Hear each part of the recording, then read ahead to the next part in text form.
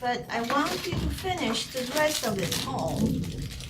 Probably only, it's 1 hour 55 minutes documentary, so we have 1 hour 15 minutes.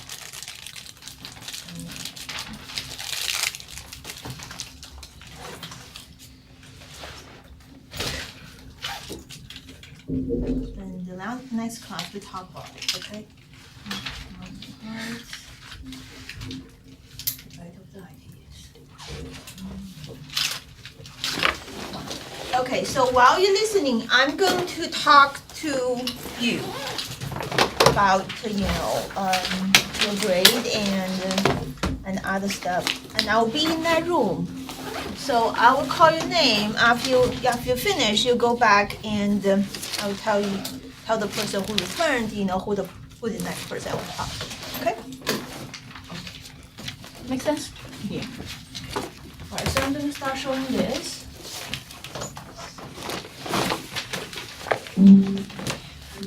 If you give people creative freedom, they're going to imagine. If they imagine. Okay, so the first person I want to talk to is Corinne and Willie. As the 20th century drew to its close, and our new century began, the battle over the world economy intensified.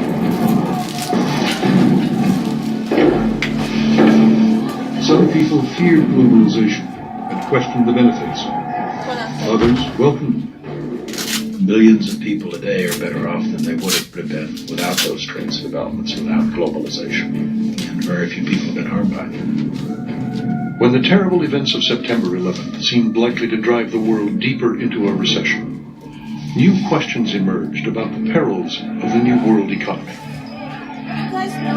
How can our now deeply interconnected world cope with a global downturn and rise above other crises? Yeah, there's usually a little... And is global terrorism the dark side of the promise of globalization?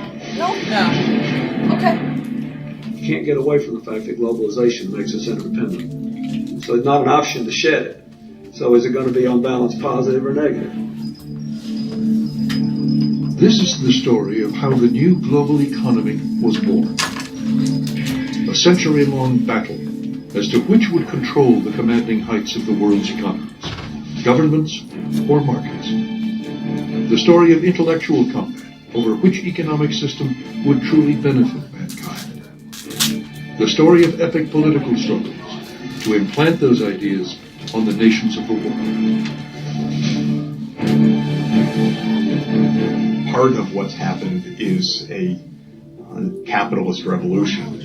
At the end of the 20th century, the market economy, the capitalist system, became the only model for the vast majority of the world.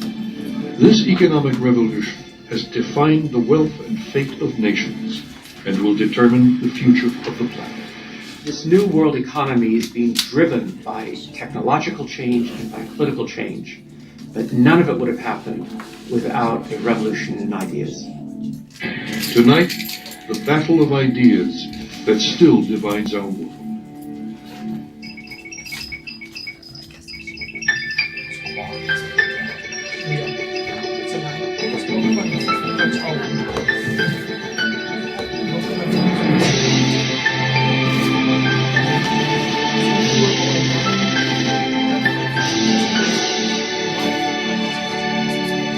This program was made possible by EDS, offering business and technology solutions from strategy and implementation to hosting. EDS, managing the complexities of the digital economy. FedEx. Globality may be new to some, but to us, it's the way we do business.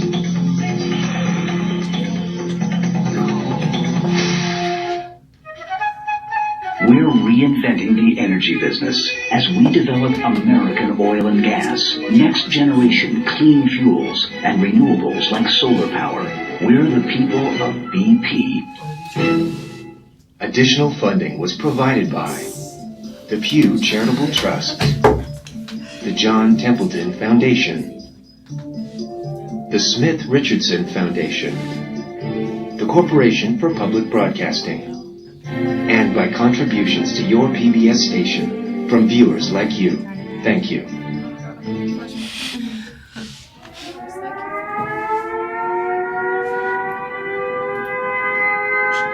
World War II. Sirens sound the alert. German bombers will pound another British city tonight.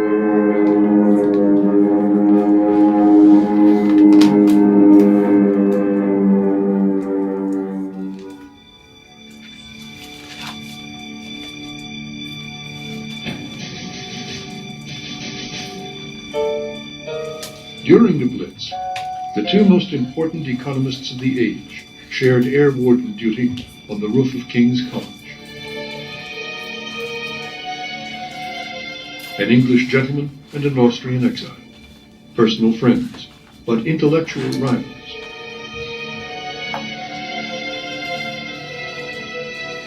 How their battle of ideas still shapes our life and society is our story.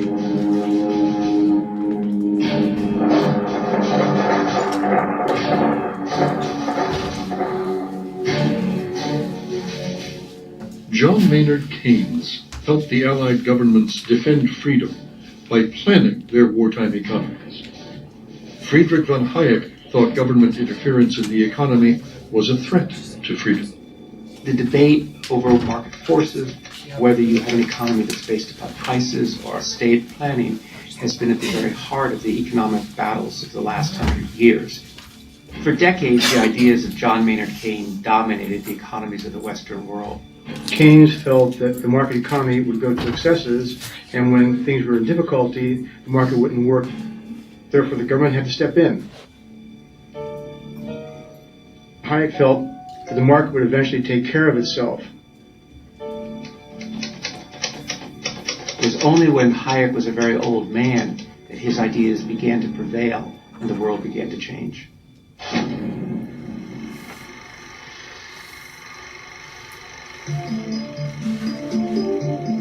At the start of the 20th century, Hayek and Keynes had witnessed the first age of globalization. Every day, life was being transformed everywhere.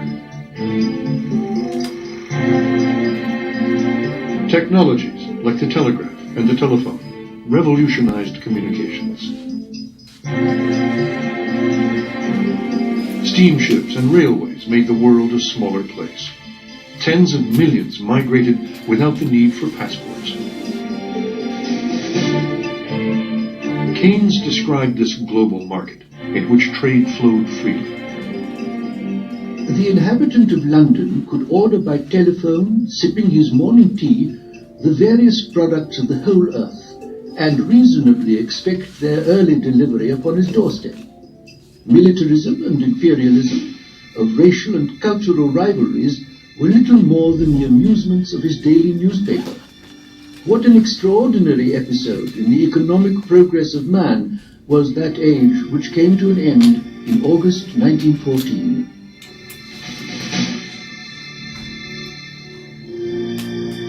Hayek summed it up more succinctly. We did not realize how fragile our civilization was. The murder of an Austrian archduke by a terrorist triggered a world war.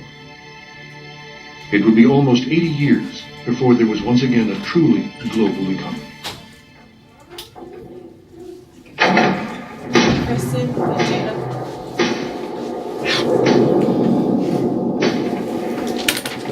World War I destroyed 20 million lives.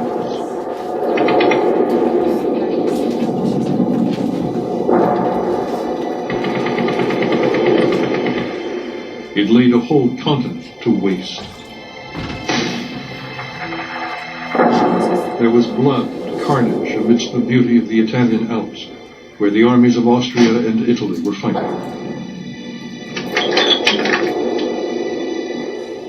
Friedrich von Hayek served in the Austrian artillery. He was only 17 years old, still a schoolboy. The fighting was ferocious. He experienced retreat and defeat. The decisive influence was really World War I. It's bound to draw your attention to the problems of political organization. He vowed to work for a better world. The First World War was a cataclysm. People were disillusioned, people were bitter, they were looking for something better. Socialism, communism seemed to promise that better world.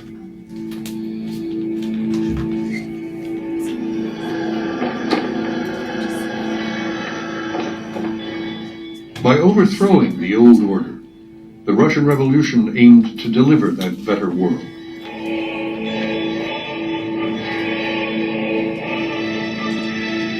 Inspired by the economic theories of Karl Marx, the Bolsheviks sought to smash capitalism. Lenin, the revolution's leader, urged the workers of the world to unite against the global economy. The revolution made trade, commerce, and private property criminal acts. Lenin promised to end the economic exploitation of man by man.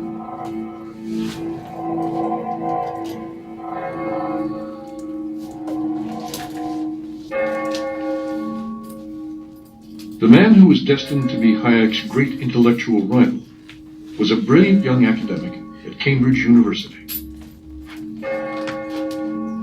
But John Maynard Keynes was much more than that. He befriended writers and artists. One painted these murals for him. He was also a familiar figure in the city of London, where he made a fortune in the stock market, lost it all, and made it back again. Familiar with politicians and prime ministers, Keynes spent the First World War advising the British government on how to organize its wartime economy. At the end of the war, Keynes joined the British peace delegation at Versailles in France. The victorious Allies wanted defeated Germany to pay the costs of the war through what were called reparations. All the statesmen at Versailles could think about was how to squeeze money out of an already bankrupt Germany. Keynes felt that the reparations were out of all proportion to what an economy could really take and would have very destructive social and political and economic consequences. Angry and disgusted, Keynes resigned. Back in England, he went to stay with his friend, the painter Duncan Grant. That summer, Grant painted Keynes, writing his prophetic book, The Economic Consequences of the Peace. If we take the view that Germany must be kept impoverished and her children starved and crippled, vengeance, I dare predict, will not limber. Nothing can delay that final war that will destroy the civilization and progress of our generation.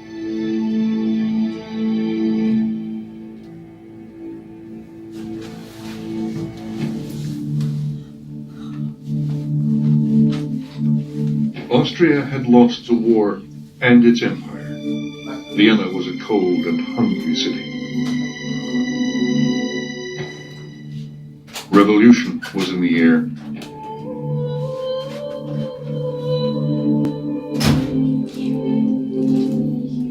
Socialists and communists were winning the battle for hearts and minds.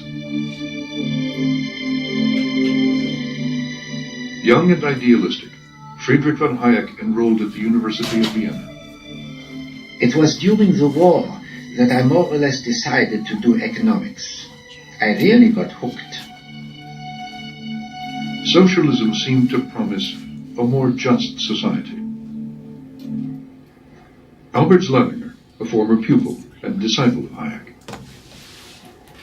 He openly said that he at one time was a socialist of the mild sort, where concerns for the poor and concerns for fairness and equity would help to determine government policy.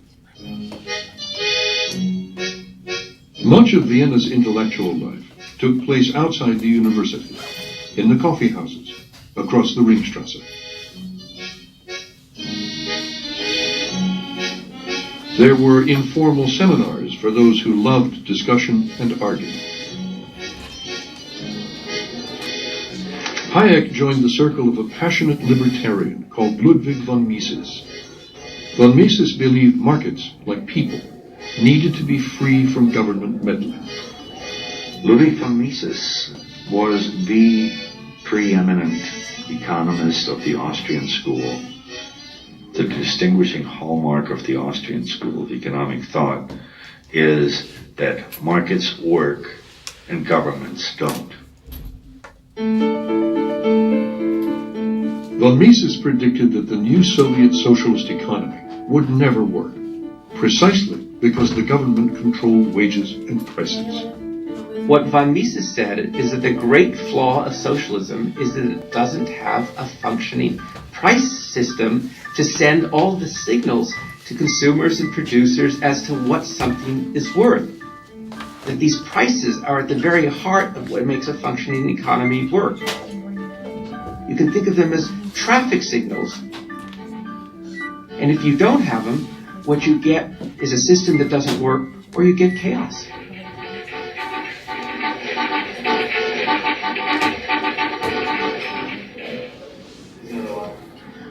Mises argued that free markets do it best. Why fool with anything else?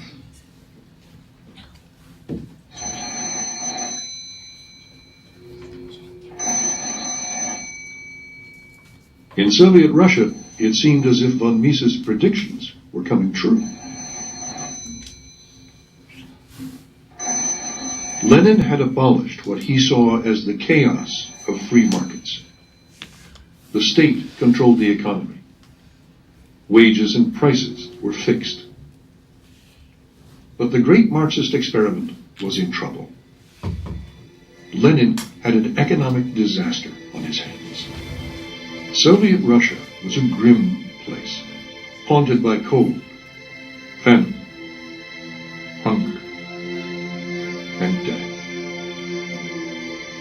Lenin knew that he needed a different kind of policy, and he instituted what became known as the New Economic Policy. Lenin says farmers can sell their own goods and own their own land. He says that small businesses can operate, and you start to get an economic revival. Well, his comrades on the left attacked him viciously for selling out the principles of Bolshevikism and Marxism. And Lenin, who by this time had already had a stroke, was not well, nevertheless pulled himself up on the platform for one of the very last times in his life. And he was still the old Lenin. He was vitriolic, he was sarcastic. His critics, he said, were fools, were stupid, because the state, the government, the Bolsheviks, would control the overall economy. Steel, railroads, coal, the heavy industries, what he called the commanding heights of the economy.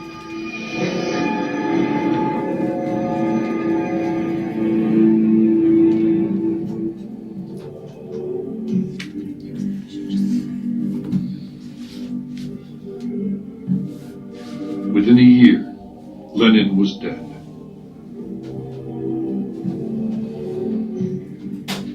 The mourners at Lenin's funeral believed that history was on their side. And in less than 30 years, not only Russia, but Eastern Europe, China, more than a third of humanity would be living according to the economic tenets of Marxist-Leninism. Lenin's successor would tighten the Communist Party's iron grip on the commanding heights of the economy.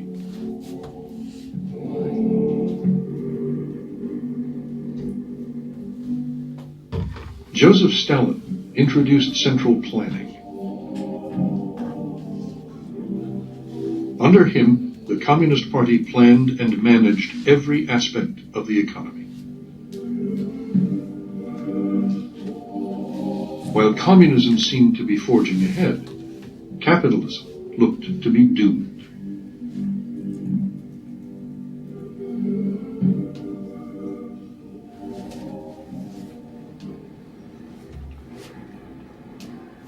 Germany and Austria were living with the economic consequences of the peace.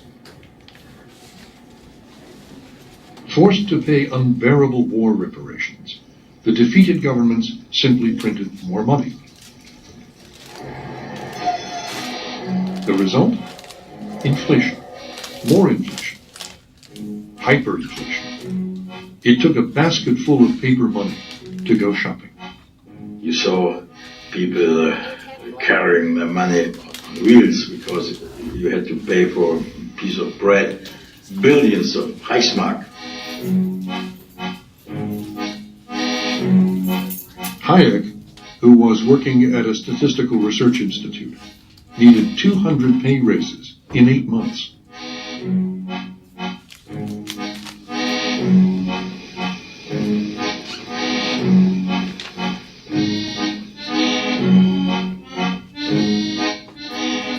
Money was cheaper than wallpaper.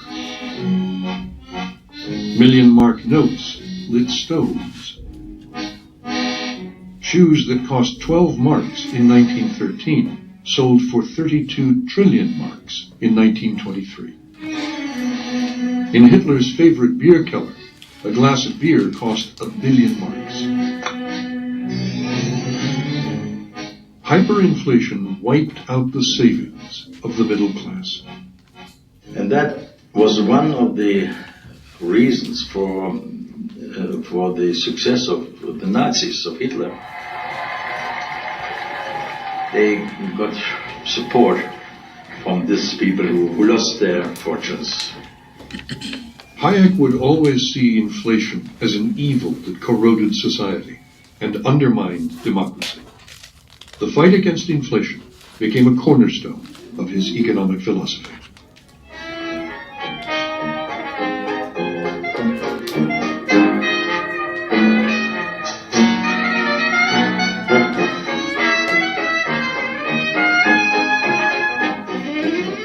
During the 1920s, while Europe was continuing to suffer the wounds of the First World War, in American cities at least, it was a boom time. Americans were spending money, they were dancing, they were partying, they were buying cars, they were buying bathtub gin, and they were buying stock, lots of stock. The stock market, the New York Stock Exchange, had become a national pastime, and Americans couldn't get enough of it.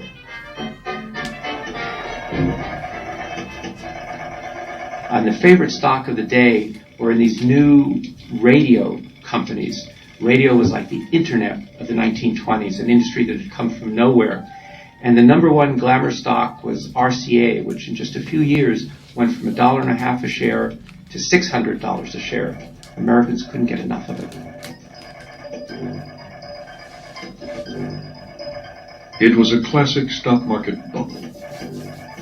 Then, on Black Thursday, October 24th, 1929, the bubble burst. Prices plunged. The downward spiral proved unstoppable.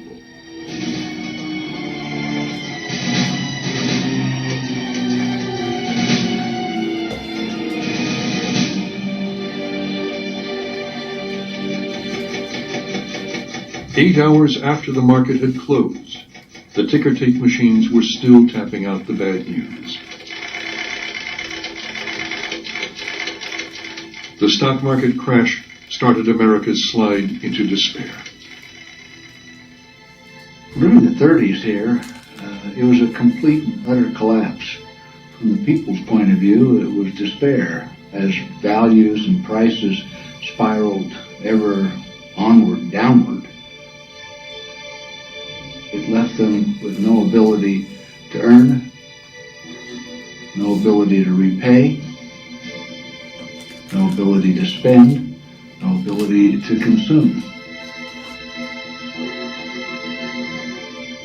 Everything went down. The farm implement sale, the clothing store, the merchant. Everything spiraled downward, and of course with it went the banks.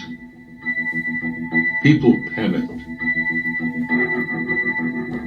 They rushed to withdraw their hard-earned savings.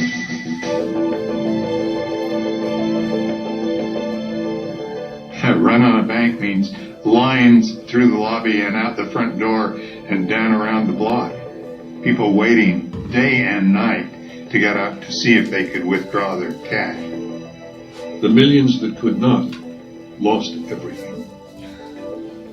If you look at the period of time from 29 on, about half the banks in the United States closed.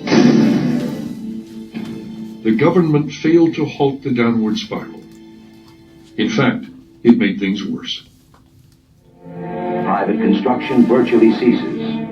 Mills and factories shut down. Railroads come to a virtual standstill. Millions of Americans, men, women, and children, wait in the cold, on bread lines, in soup kitchens. 3 million Americans are ex-wage earners, unemployed, and the ranks of the unemployed are to soar to 15 million.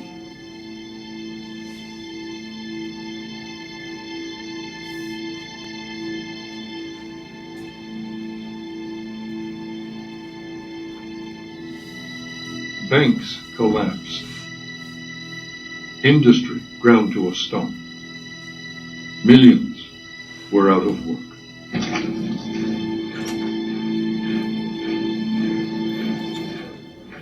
In Britain, working men, many of them war veterans, marched the length of the country to petition the government for the simple right to work. In Italy, Spain, and Germany, they marched to a different drum. With the failure of capitalism, fascism cast its shadow ever wider. John Maynard Keynes saw his nightmare coming true.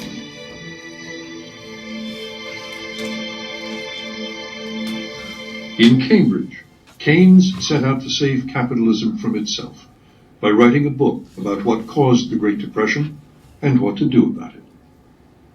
He aimed to rewrite the rules of economics, to see a country's economy as a whole, as a machine that could be managed. Keynes was the real inventor of macroeconomics. Concepts we take for granted today, like gross domestic product, the level of unemployment, the rate of inflation, all to do with general features of the economy, were invented by him. He was writing a book which he thought would revolutionise the way we thought about economic systems, but it would also give us the means to make sure that they operated better. It was written against the background of not only the collapse of the world economy, but the potential collapse of democratic government. Hitler became Chancellor of Germany in 1933. Democracy seemed to be losing ground, and with democracy, the system of liberty. So Keynes had to produce an answer to the Great Depression, or democracy would be swamped by totalitarianism.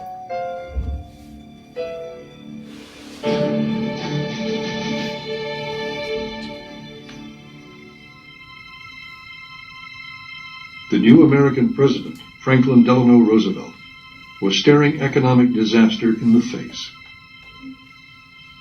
His wife, Eleanor, described Inauguration Day as very, very solemn and a little terrifying. This great nation will endure as it has endured, will revive and will prosper. Roosevelt's voice of confidence rallied the nation. He then embarked on a whirlwind program of reform. For Roosevelt and the New Deal, it wasn't war. They were at war with the Great Depression. And they responded with frenetic activity, relief programs for the unemployed, for the hungry, programs to get people back to work. They built dams and highways and national parks.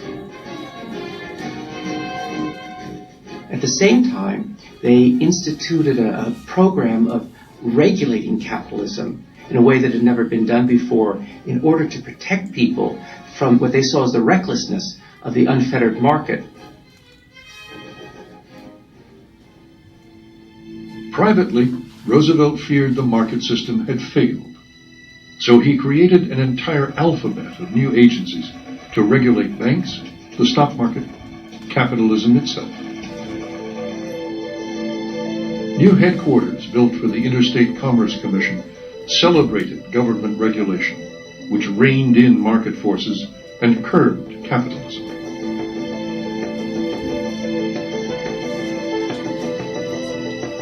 Under the New Deal, industry became subject to a host of new rules and regulations. And the airline industry was a very good example of that. You have people who go into this business, be very competitive, they'd go bankrupt, new people would come in, they would go bankrupt, it was very unstable. So the New Deal stepped in and said, we're going to stabilize this industry, we're going to set the prices that you can charge for tickets, we're going to tell you what routes you can fly. And with that system, they eliminated these very vicious cycles of boom and bust in the aviation industry. And in a sense, that was what they were aiming to do throughout the American economy.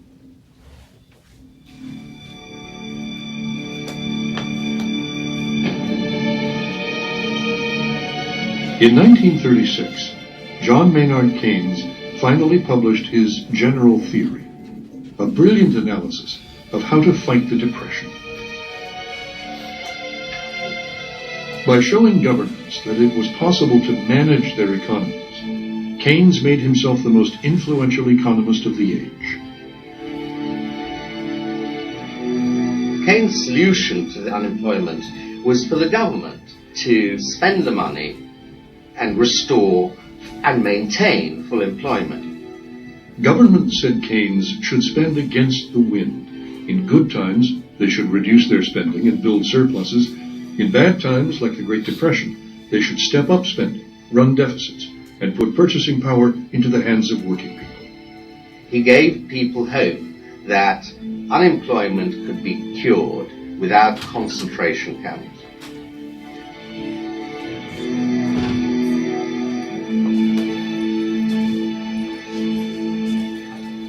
Harvard University became an intellectual bridgehead for Keynes in America.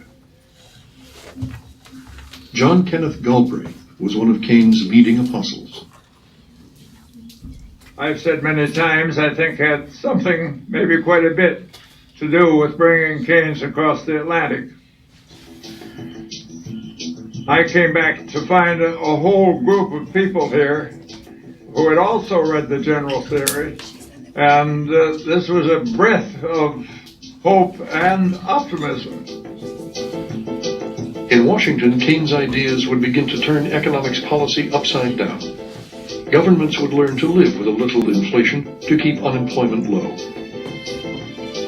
If you resisted conservative finance, borrowed money, and hired people across the country, rescuing them from unemployment. That was the basic essential. And that you didn't worry about accumulating debt. Or more precisely, you worried about it but did it anyway.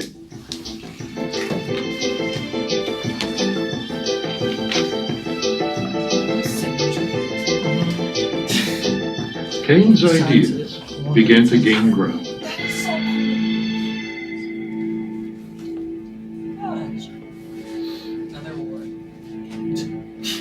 It took a world war for Keynesianism to become government policy.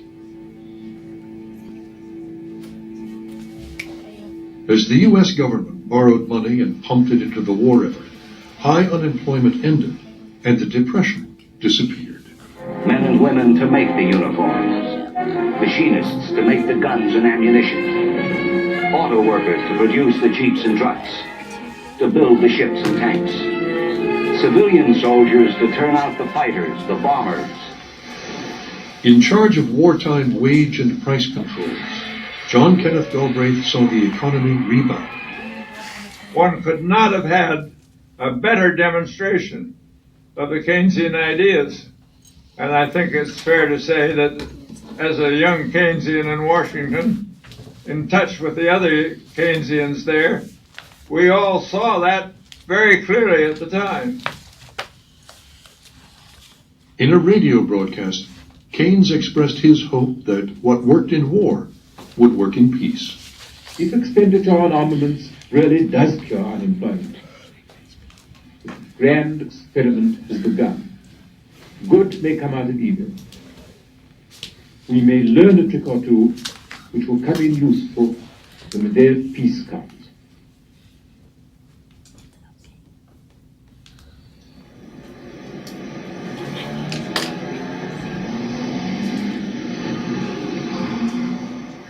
Now teaching at the London School of Economics, Hayek feared that Keynes' Brave New World was a big step in the wrong direction. He attacked the growing consensus by writing The Road to Serfdom. Sarcastically dedicated to socialists of all parties, it was a popular success. There was even a cartoon version of it. Its message was simple and direct. Too much government planning means too much government power. And too much government power over the economy destroys freedom and makes men slaves. For Hayek, central planning was the first step to a totalitarian state. Well, Hayek thought that since freedom was an absolute, you must let a competitive system just work itself out. And if at times that meant there was considerable unemployment, well, that's what you had to put up with. Hayek always rejected macroeconomics.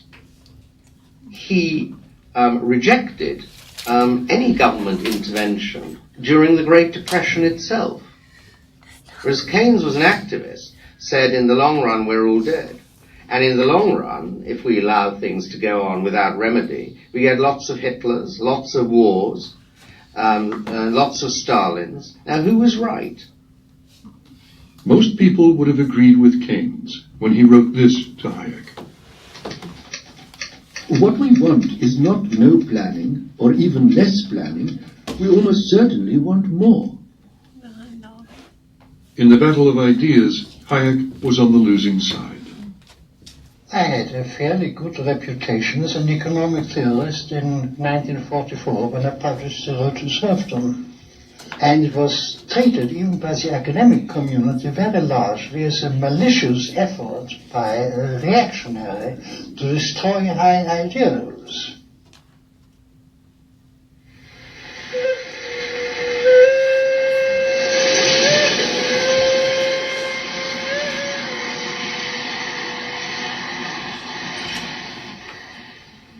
With the world at war, Keynes traveled to Bretton Woods and a grand resort hotel.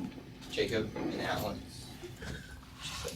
Here, delegates gathered from all over the world to organize the post-war economy.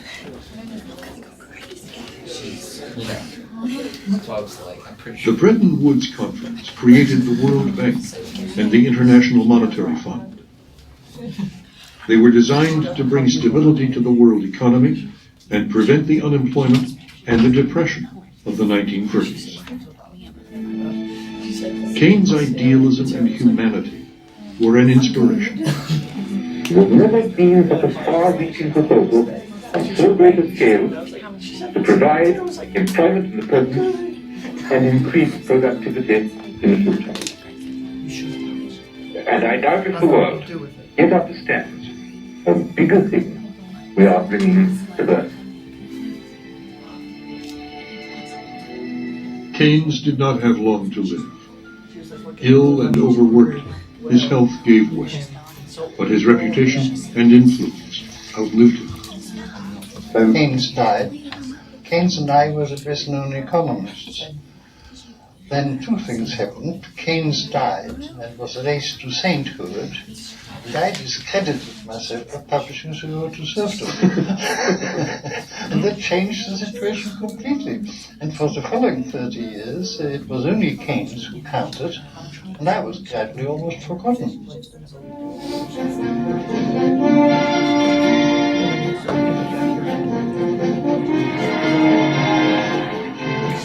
war was over, and the troops came marching home.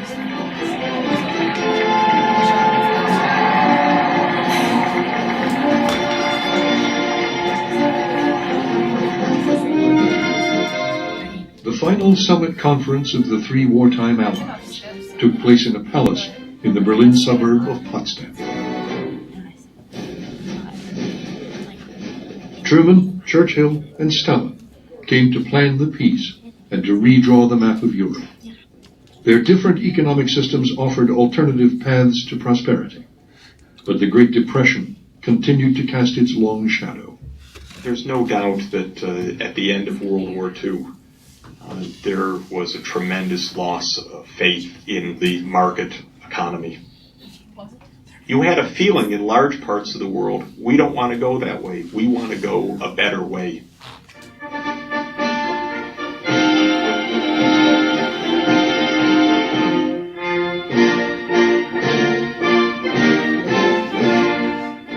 In Britain, the troops were coming home to a general election.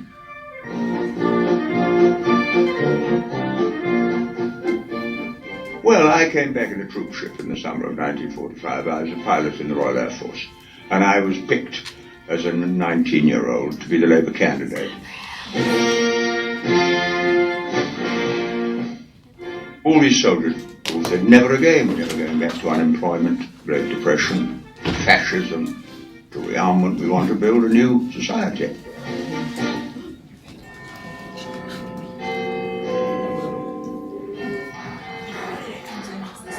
During the dark war years, Britain had been governed by a coalition of conservatives and socialists.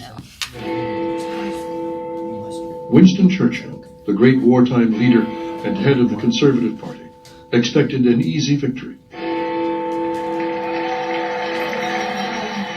Everywhere he went, huge crowds turned out to cheer the nation's hero. Heading the campaign against Churchill was Clement Attlee, leader of the Labour Party. Attlee argued that Britain had planned the war, and now planning would win the peace. We knew how people would never have understood the bombardments and the loss of life and the hardship if they hadn't been confident that their government was operating a policy of fair shares. We set out to ensure this system of fair shares and of planning and controls continued after the war. Churchill, who was influenced by Hayek's book, The Road to Serfdom, opposed planning and controls. No socialist system can be established without a political police, some form of Gestapo. He got carried away with this Gestapo. And this, of course, it was carrying things to absurdity, Gestapo, in Britain. Attlee, a mild-mannered Christian socialist, gave Churchill's gaffe a sinister spin. Attlee actually went out of his way to refer to this foreign professor with this August, Friedrich August von Hayek, this foreign chap with a slightly German accent. Britain went to the polls.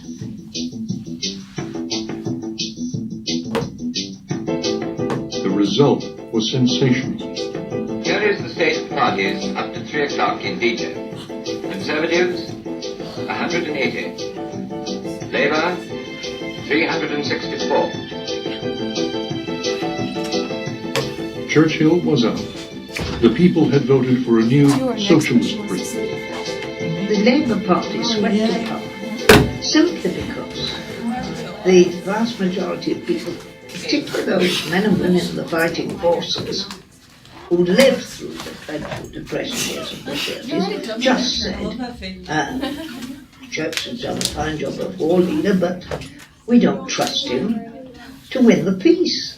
What kind of society do you want? Attlee promised his party that they would build a new Jerusalem. Let's go forward into this fight in the spirit of William Blake. I will not cease from mental fight, nor shall the sword sleep in my hand, till we have built Jerusalem in England's green and Sussex land.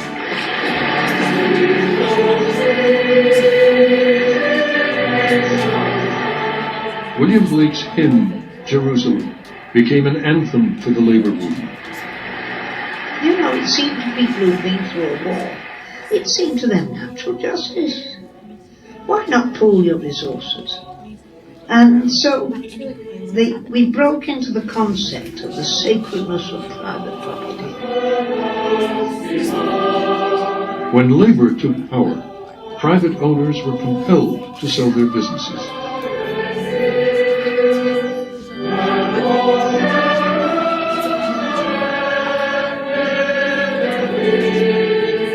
Labor created a mixed economy in which newly nationalized industries coexisted with private enterprise.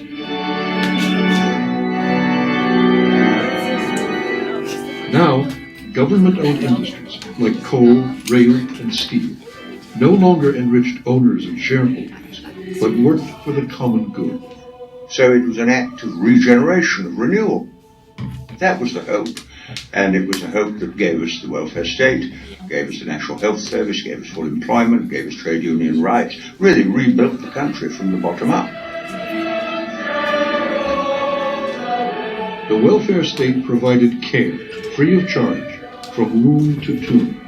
Nobody, rich or poor, would need to fear poverty, ignorance, unemployment, ill health, or old age. And people said, this is better than allowing a lot of gamblers to run the world where they're not interested in us, but only in profit.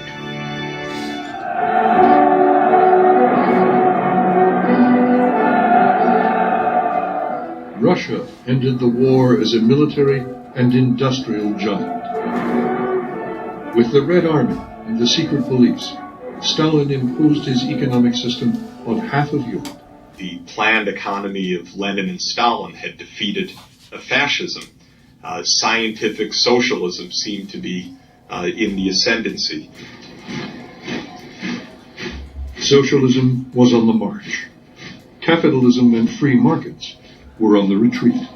So about 1/3 of the world adopted socialism, sometimes through internal revolution, sometimes through brutal imposition by the Red Army. The world was divided. The Cold War had begun.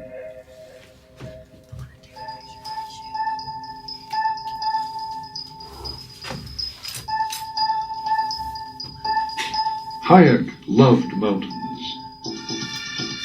He said they breathed freedom. But he saw socialist ideals and the planned economy as threats to freedom. And so he organized a conference at a formerly fashionable hotel on the top of Mont Pelerin, Pilgrim Mountain. Well, what happened in 1947 was that Hayek at last brought up a great dream, which was to assemble 36, mostly economists, some historians, a few journalists, a handful of what he regarded as survivors, good eggs, good intellectuals, who understood the market economy and the whole of the case.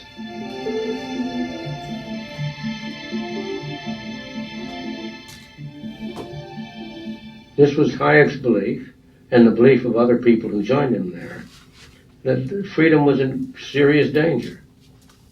One of the delegates was a young economist from Chicago, Milton Friedman. And the point of the meeting was very clear. Hayek and others felt that the world was turning toward planning, and that somehow we had to develop an intellectual current that would offset that movement. They met downstairs in the cocktail bar.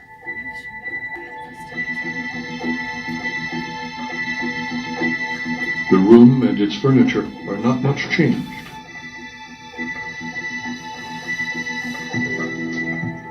The whole world shadowed by the Iron Curtain, the Russian threat, by the failure to establish democracies in the Eastern European countries, and by the prevalence everywhere, intellectually, of these ideas of collectivism. arising from the war. The argument always was that democracy is impossible without a free economy. You need a free economy. A free economy is a necessary, though not a sufficient condition for democracy. The debates were passionate. At one point, Hayek's former mentor, Ludwig von Mises, stormed out of a meeting. In the middle of a debate on the distribution of income, in which you had people whom you would hardly call socialist or egalitarians, people like myself, Mises got up and said, "You're all a bunch of socialists," and walked right out of the room. But Hayek told the meeting that they had one great lesson to learn from the socialists. Hayek paid enormous tribute to the socialist intellectuals and said that the great strength of the socialists is that they had the courage, he said, to be idealistic, to have a theory, to have a project, to have a vision, and to go on working towards that through thick and thin. As the meeting came to an end, Hayek predicted a long fight, a battle of ideas that might last 20 years or more before the world changed its mind.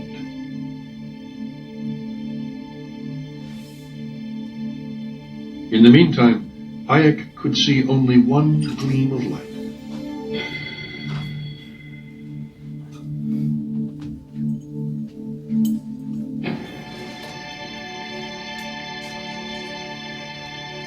The war left Germany in ruins. Its economy had disintegrated. Markets had broken down. Shops were empty. Already the Russians occupied East Germany and were waiting for the rest to fall into their lap. In the American and British occupation zones, raging hyperinflation had made the German currency worthless.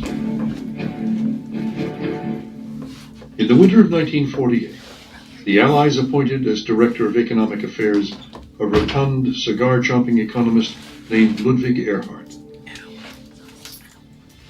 A staunch anti-Nazi, Erhard was a free market economist who shared many of Hayek's beliefs and ideas. He also believed the Allies' economic rules were making a bad situation worse. The occupying authorities had imposed a system under which there were extensive wage and price controls, supposedly to control inflation. But of course, wage and price controls never control inflation. And you had essentially an economy that was brought to a halt. In this situation, the black markets formed, und auf dem schwarzen Markt and American cigarettes were its form of currency. amerikanische Zigarette. And nobody smoked cigarettes. They were for small transactions. Cognac was a medium of circulation for large transactions. The Allies introduced a new currency, the Deutschmark, to replace the worthless German money. But for Erhard, that was not enough. So, without informing the Allies, Erhard went on the radio and made a startling announcement. Ludwig Erhard, legendary man, he decided without asking anybody and against the will of the American occupation powers, he decided to give up all price controls.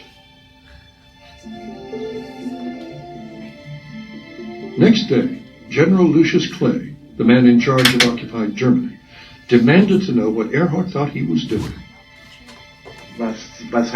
Clay said, "What have you done? You've changed the Allied price controls." Und antwortete dann, Erhard replied, "Herr General, I haven't changed them. I've abolished them."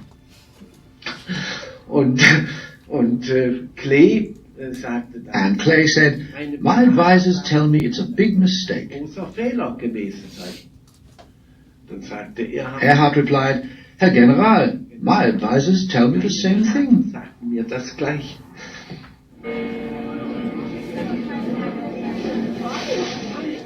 Overnight, the black market disappeared. People stopped hoarding, and goods not seen for 10 years went on sale. It started the market's working. With free prices, instead of nothing being in the windows of the shops, everything started to come up. And that began the German economic miracle. Germany's social market economy combined free markets with a strong welfare state. Within a few years, Germany's social market economy overtook Britain's more planned economy. But back then, nobody wanted to model themselves on Germany. Most countries preferred to plan their economies.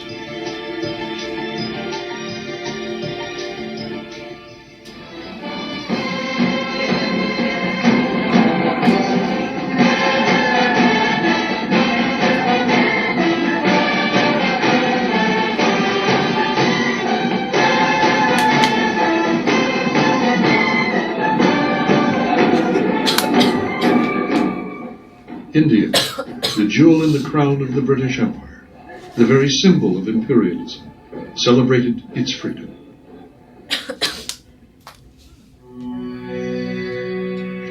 Mahatma Gandhi was the father of independence.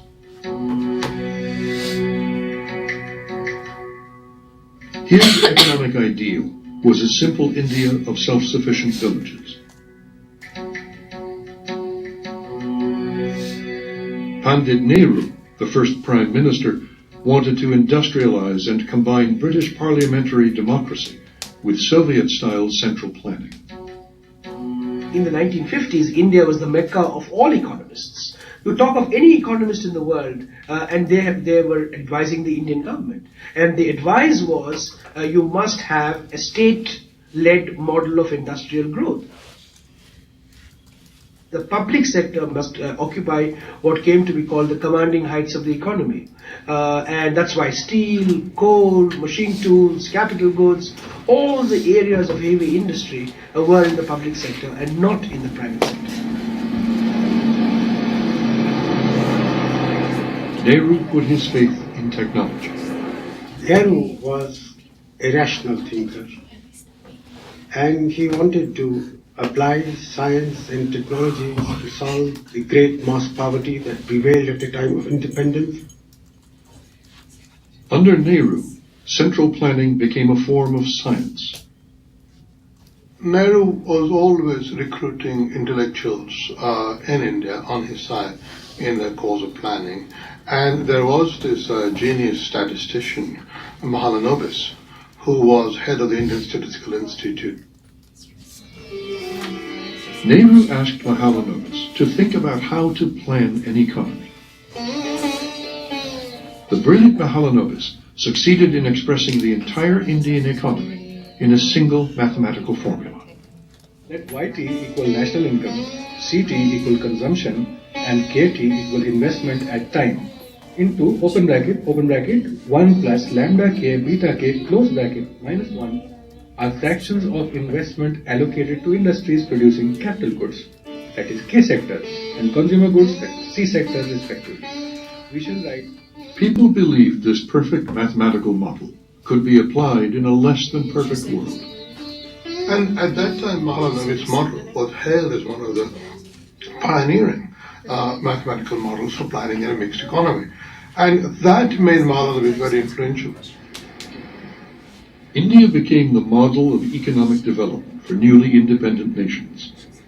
Across the developing world, socialism, planning, government control, regulation, and ownership, these became the gospel.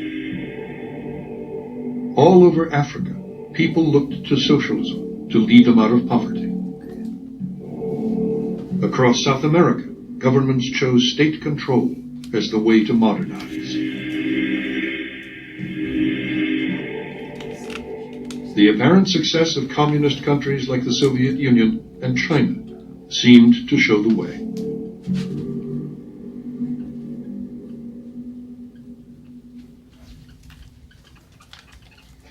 By 1950, Hayek's market economics were so completely out of fashion that when he sought a full-time academic job in the United States, only one university was willing to hire him.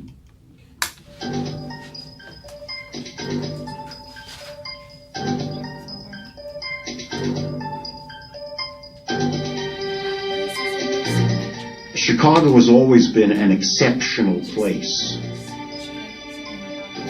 out of the mainstream. Chicago is geographically isolated. This affects Chicago's intellectual influence in many more areas than economics.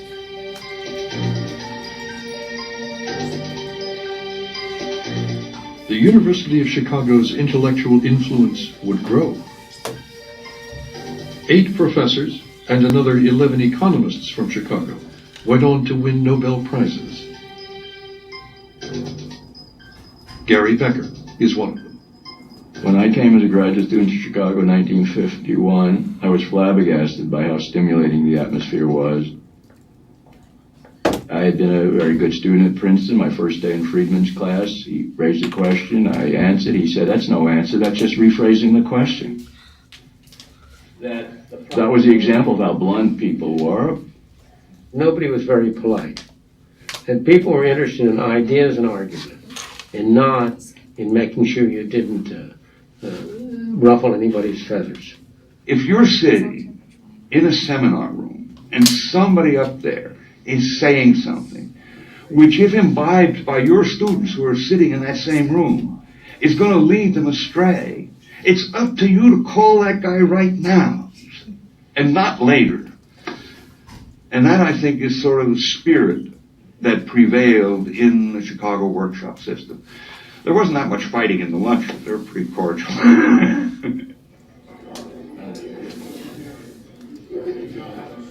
Lunches at the Quadrangle Club were famous for the intensity of intellectual discussion. And one man came to dominate those debates. Somehow Milton managed to set the agenda of argument. And so there was a saying, everybody loves to argue with Milton, particularly when he isn't there, because he's a good arguer. Milton Friedman was becoming the most articulate spokesman for the so-called Chicago School of Economics. The Chicago School meant was a strong belief in minimal government and an emphasis on free market as a way to control the economy. You know, in many ways, Milton Friedman was a devil figure in my youth in a Keynesian household of economists, because he seemed, with his emphasis on individualism, freedom, and markets, to be so unconcerned with fairness. Liberals may have loathed the Chicago School, but Hayek felt on home ground in an intellectual atmosphere so like the Vienna of his youth. Our vision is that the forces of the market are just that. They are forces. They are like the wind and the tides. If you want to try to ignore them, you ignore them at your peril. If you find a way of ordering your life which harnesses these forces to the benefit of your society, that's the way to go. But in Washington, Keynes was still king of the hill. 19 years after he died, his face was on the cover of Time magazine. Keynes's influence on economics at mid-century can't be exaggerated. The economic advice that economists gave to policymakers said the only reason you have bad economic outcomes is because the government's not doing enough. It sounds almost like central planning, doesn't it? Washington's Keynesians saw the economy not as a force of nature, but a sophisticated machine to be fine-tuned by technocrats like themselves.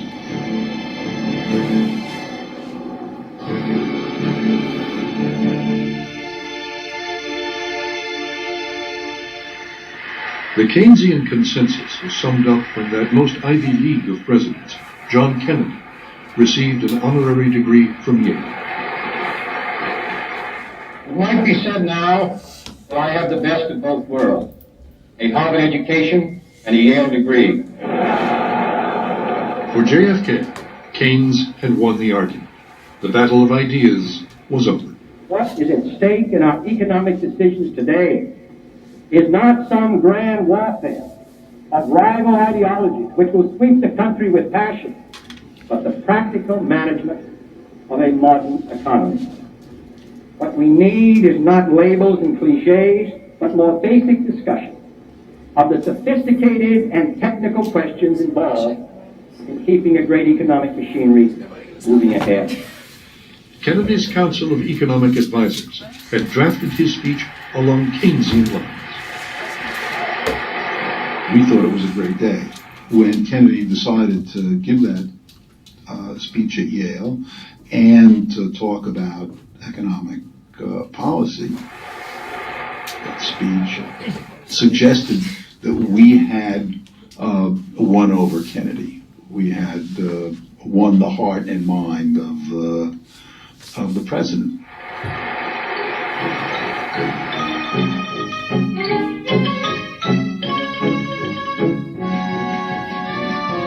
For what came to be known as the 30 glorious years, Keynesian economics had been delivering the goods.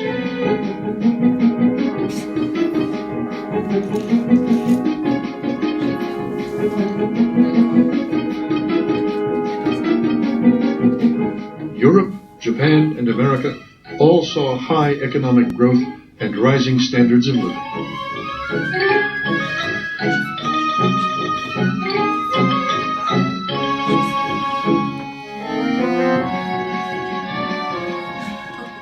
People enjoyed a prosperity undreamed of at the end of the war.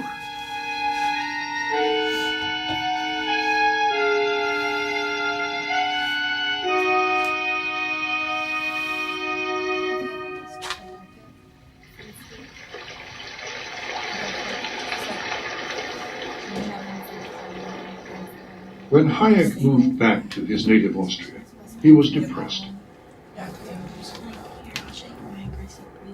The success of mixed economies made his free market theories, and Hayek himself, seem more irrelevant than ever. The world was very much a socialist world. His ideas were not fashionable. Nobody seemed to listen to him. Nobody seemed to agree with him. He was alone. Hayek found his ideas shunned by the academic world. For most of the departments came to dislike me, so much so that I can feel it to the present day.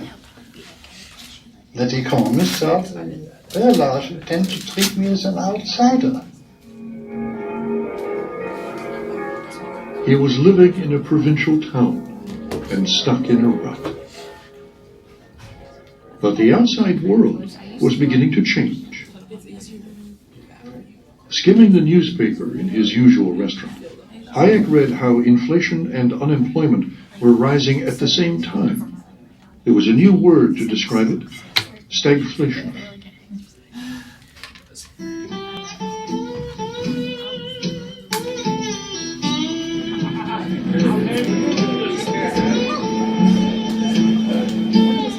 After 30 glorious years of growth, the American economy was in trouble. The economy basically was kind of going nowhere and had inflation, which didn't seem to get cured, and kind of a malaise in the economy. Stagflation was the end of naive Keynesianism. You had two things at the same time, which under the Keynesian view would have been impossible. You had stagnation in the economy, a high level of unemployment. You had inflation with prices rising rapidly. President Nixon looked like a Chicago economist's dream come true. Milton Friedman was a special advisor, and George Shultz was in charge of the budget. The wholesale price index a moment ago. One of the big areas where prices were going up at wholesale very rapidly was lumber and other materials associated with home building. But the president wasn't listening. He tried to spend his way out of trouble. Going to wind up having its impact on the cost. To add insult to injury, he declared, "Now I'm a Keynesian." This declaration by Nixon horrified his conservative supporters. Indeed, one congressman wrote him, said, "Mr. President, I'm going to have to burn all of my old speeches." And Nixon wrote back to him, "I will too." Nixon decided he hadn't gone far enough. So he took his top economic advisors off to Camp David for a working weekend. Ben Stein, the quiz show host, was a junior speechwriter in the White House, and his father was at the meeting. Here's my father walking into the president's cabin to meet Mr. Nixon, and there's George Shultz right behind him. I'm not sure, but I think it's a fair bet that at any one of these meetings, they're complaining about something being wrong. Probably talking about prices and stagflation. I'm not sure. Dick Cheney was a young aide at the time. I always remember a debate we had during the Nixon administration, when the public was convinced that food prices were going up. So the political debate was whether or not we should impose a freeze on food prices. The supposedly conservative Republican Nixon opted for wage and price controls. Nixon was a great one for doing something. I think, in retrospect, we now know it would have been better to do nothing, but he was in favor of doing something. I was there, and I opposed them. Wage and price controls, you could see analytically, would get you in a lot of trouble. Time has come for a new economic policy for the United States. Its targets are unemployment, inflation. At one point, President Nixon spoke up and quoted Nikita Khrushchev. And he said, Khrushchev once told me that sometimes in order to be a statesman, you have to be a politician for a while. The problem with him was that he was willing to sacrifice principle too easily for political advantage.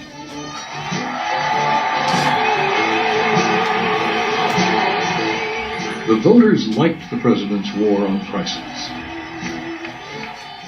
Nixon was reelected in a landslide. The economy did less well. Right away, the economy went out of whack. People couldn't cover their costs. Ranchers stopped sending cattle to market. Farmers started drowning their chickens. Instead of controlling inflation, they were creating shortages.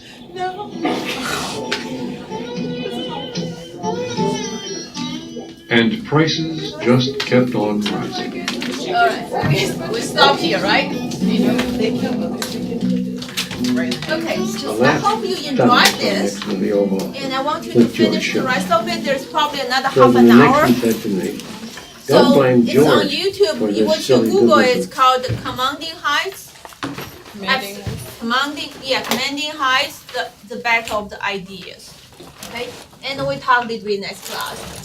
And after spring break, we're gonna have presentation on Tuesday and Thursday. So I need volunteers. I already posted topics. You have seen that, right? I think the first topic is to grab the book. It's about So are we gonna have a presentation on Tuesday, or are we gonna discuss this? Or are we gonna do both? We're going to discuss this for 10 to 15 minutes. Yeah, not too long. What I'm saying. Dr. Shi? Yes. I have this. Okay, so the chapter 20, right? It's on Tuesday. Deception of green energy. Yeah, deception of green energy. And on Thursday is? Pension crisis. The pension crisis. Oh, I think is that chapter 24? No, chapter 24 is the graying of America. Oh, okay. Yeah, they. Oh, they did that? Oh, okay. So who wants to do the deception of green energy? Oh, you don't have the Thursday of that week up there.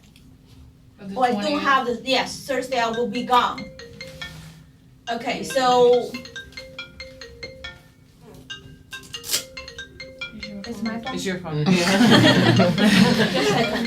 Ooh, you owe us $1. Well, it's 46 right now. Hello? Just a second. So Kayla, Yeah. you guys got Yeah. the chapter 24? The Grain America. Oh, she's killing that one. Oh, that one. Okay, never mind. Good. Maybe you I'll guys just- should just fight for it. Yeah, I'll just do the pension crisis then. Okay. Well, that was the other one. I feel like Yeah. Kiana could take me in a fight. Bye-bye. Okay, I'm sorry guys, but it's 46. Okay, so who wants to do the Tuesday one? Then the next presentation will be Tuesday after that week, because I will be gone the Thursday that week. So you have plenty of time. Okay, so who wants to do the deception of the green energy? Deception of The green energy? Who wants to do that? We can still do chapter 9, right? Whenever you add it to That's the right, schedule. yeah. Okay. Deception green energy. Who wants to do that? If nobody, I'm going to pick somebody and send email tell you you can do this. I'd rather you pick yourself. I want to do this one. Okay. Nobody wants to do it? We can do it. I'm going to pick right now. Okay. You do it. We'll do it. Okay. Good. Okay.